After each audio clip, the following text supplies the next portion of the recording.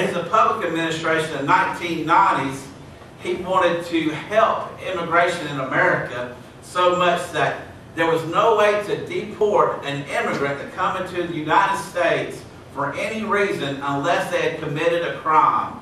Even if they came from a Middle Eastern country, even though that we knew they were from just a radical Islamic group, even though we knew they were here to destroy our country, even though we knew they were making plans to do something big, even though we knew they were gathering up materials and gathering up money to do something big, because of Barney Frank's one proposal that got passed, we were not able to deport people that we knew was here to hurt us. One decision by one man, and we look at how 9/11 could have been prevented, and because of one decision from one man, we still pay the consequences today. Bad decisions. I've had a theory that said what you do in your personal life will come out in your public life.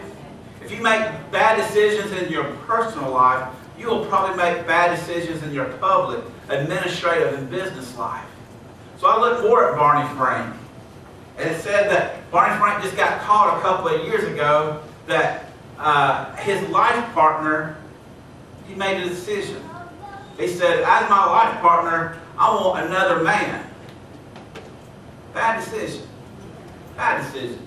Now, I'm the son of a plumber, and my daddy taught me real easy. I can still remember he got a piece of brass copper and some brass, and he says, God made male and God made female, and they work together, and that's the way God intended.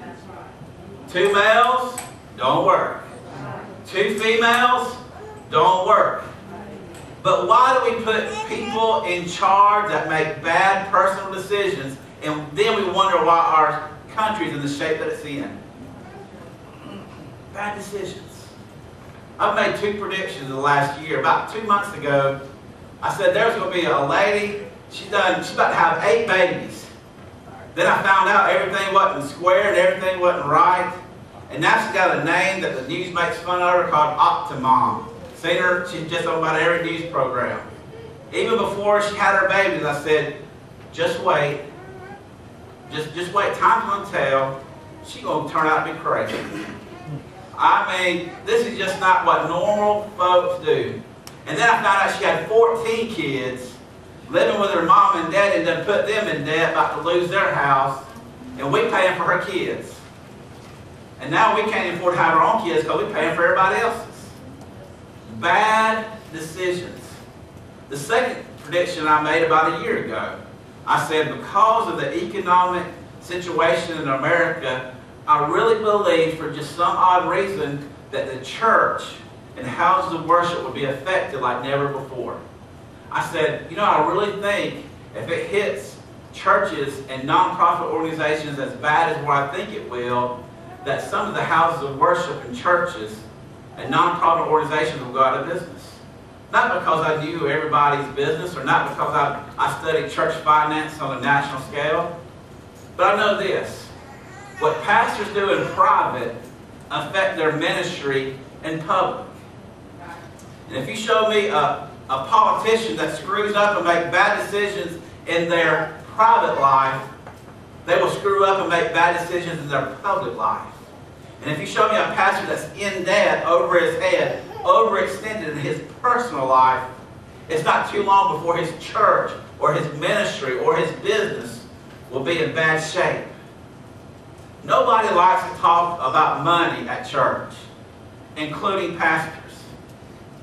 But I share about money because I think I deserve, because I've become almost an authority on money.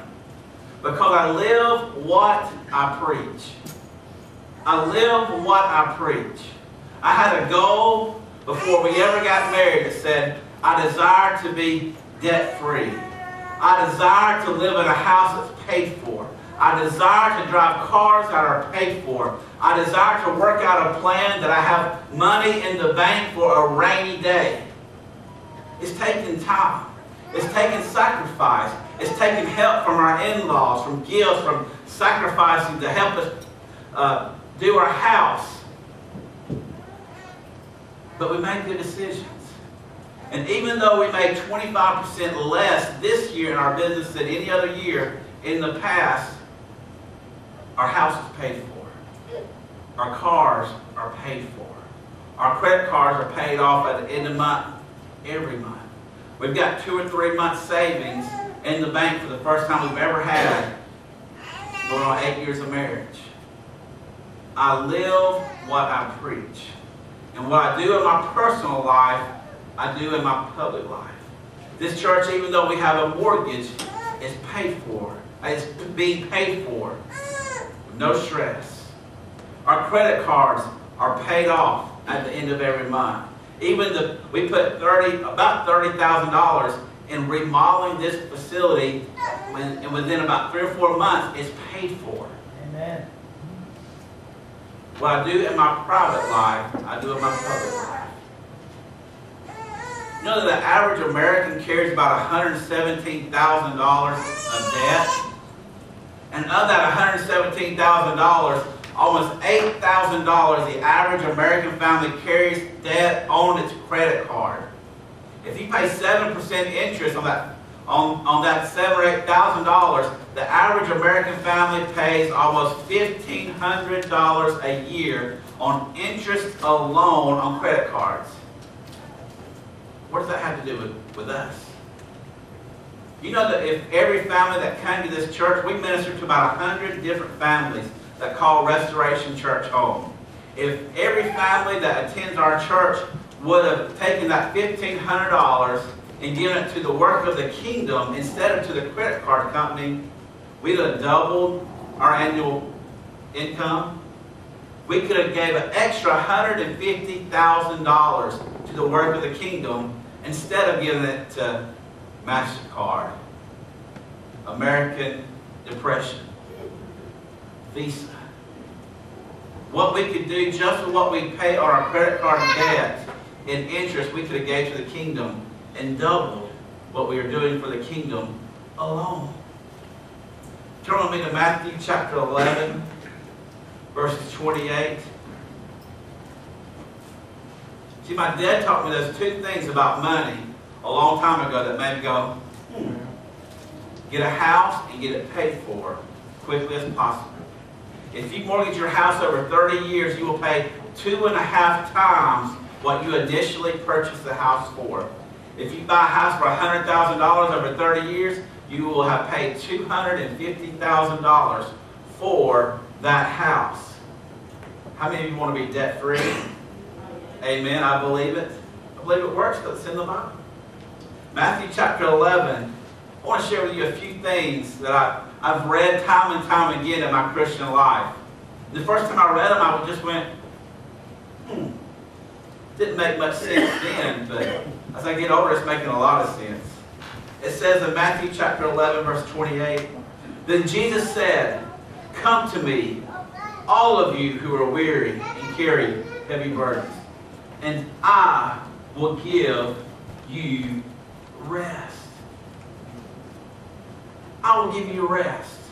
Have we ever lived in a time in our lifetime that we needed rest more than today? Have you ever in your life carried more financial burdens, relationship stress than you carry right now, today? America needs help. Our families need help. They're looking for somewhere to turn. He says, Come to me, all who are weary and heavy laden. My yoke is easy, and my burden is light.